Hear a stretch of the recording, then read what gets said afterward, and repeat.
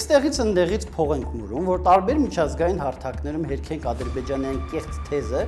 թե իբր 100,000 ղարաբաղցիներին Հայաստանն է Արցախից տեղափոխել։ Բայց այդ ընթացքում Նարեկ Կարապետյանը գնում ու Թաքեր Քարլսոնի մոտ սենց բան է ասում։ Վերջին 2-3 տարիներին Լեռնային Ղարաբաղում պատերազմում պարտվելուց եւ այնտեղից գրեթե ամբողջ քրիստոնյա բնակչության Հայաստան տեղափոխելուց հետո մեր նոր վարչապետը որոշեց ունենալ ավելի լավ հարաբերություններ Ադրբեջանի հետ։ Նիկոլ Փաշինյանն է հայերին Ղարաբաղից տեղափոխել Հայաստան։ Լուրջ։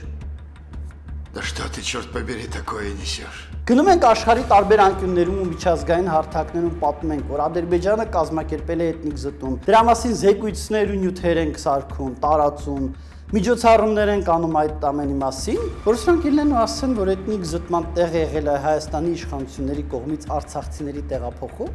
Let's make it clear, Ilham Aliyev is the only current leader of OSCE member state